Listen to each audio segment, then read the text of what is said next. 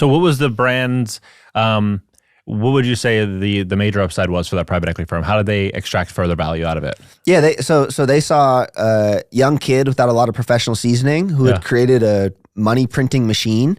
And so they knew they could come in, put infrastructure around the business, like, start adding departments and all. Because I wasn't a systems and process guy. Yeah. And to this day, I'm still not really. Like, I get all of it. I don't enjoy it.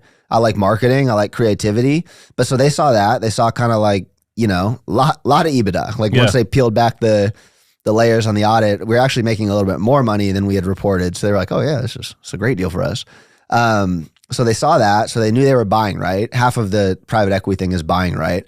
So they knew they're buying right. They knew they could add infrastructure. They saw that we hadn't even begun to tap retail. They saw we hadn't like focused on our website. There were all these growth levers that could be pulled and that I had no interest in pulling. Better manufacturing costs that could be had.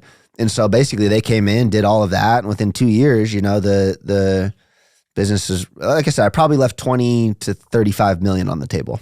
Did they sell it again or did they hold it? They have not yet, but they're probably going to this year. Got it. So in a future, like you're doing a coffee brand, Top Shelf, right? With Top Shelf, are you going to try to sell that, or are you going to then maybe add in? I won't sell for anything less than 9 figures.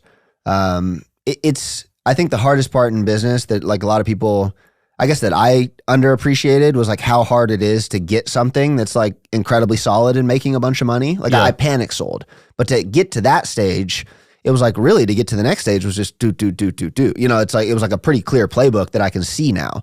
And so yeah, with the next one, I wouldn't sell for anything less than 9 figures. And on that note, it's like one of the best assets you can have is a business that's generating extreme income every day. You see the internet talk about it's like, $10,000 a month. Your life starts at $10,000 a month.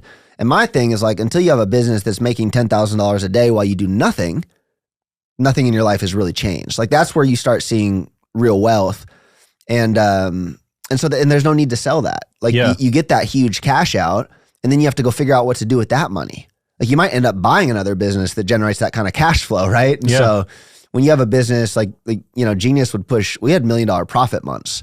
And so when you have a business like that, like, dude, that's phenomenal free cash flow. It's like, it's a great asset. So with Top Shelf, how's that business actually structured? Is it primarily like 2 or 3 different coffee offers?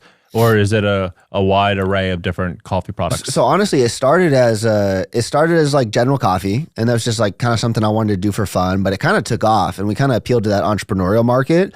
And so I'm building it out really as a lifestyle brand. So we have now we're doing functional coffee plus supplements. We're doing supplements. We just launched a new product called Kingmaker, which is the most ridiculous testosterone enhancing formula ever. It's like $130. But we're building out a lifestyle brand with the whole thing, kind of product by product. What are the margins on coffee if somebody wanted to ever enter the coffee space? So bag coffee itself, horrible.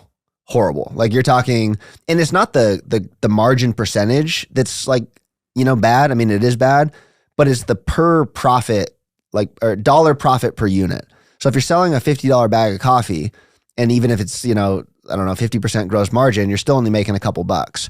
If you're selling a $50 supplement and you're making, 50% gross margin, you're clearing $25. And so there's a lot more, dollars when you're talking like cost per click and stuff like that. There's a lot more dollar profit per unit in supplements and just higher price stuff. Yeah. If that makes sense. Yeah. Cause Alex Jones, we were talking about him earlier, that he made, I don't know if it was 2013 or 2015 from then to 2023 or Q4 2022, 300 mil in overall sales exclusively on his website, no paid ads.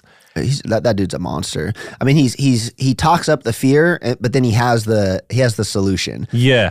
So and that is the basic marketing formula. Yeah. Now sometimes people create an issue that's not there, or it's big pharma dreams up all sorts of stuff that maybe they cause. But for me, it's pretty straightforward. Like Kingmaker, it's the first product that will actually boost testosterone, naturally. That whole industry is largely a scam. And I looked at it hold on, guys, we can actually do this. It just costs 5 times what the normal product, costs. Yeah. And so, all right, we've got the solution, but what's the problem?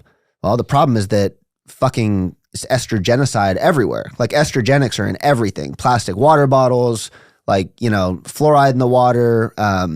One of the old Alex Jones things that we're referencing and talking about a lot now, people remember the clip where he loses his mind. He's like, they're turning the frogs gay. They're turning, like everyone remembers that, but they don't know what he's actually talking about.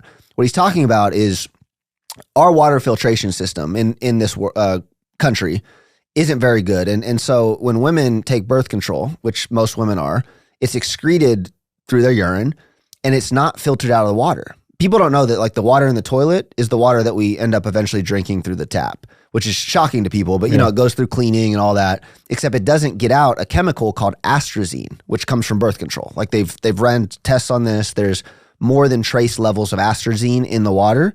And what do you think happens when men across the country are consuming, you know, degraded birth control pills?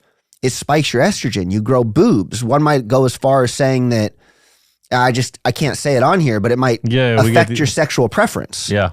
Right. And so this is like a real thing. Alex was referencing, you know, ponds in London where there were high levels of astrazine and the frogs were literally turning gay. And so there's this huge attack on like literal biological masculinity. And to me, Kingmaker's like a piece against that. It's a standing against that. And so there's a story. Right, like there's the basic marketing story. There's the solution. I think it's highly ethical. I think it's like we're facing a real problem and it's just me trying to do my part to solve it.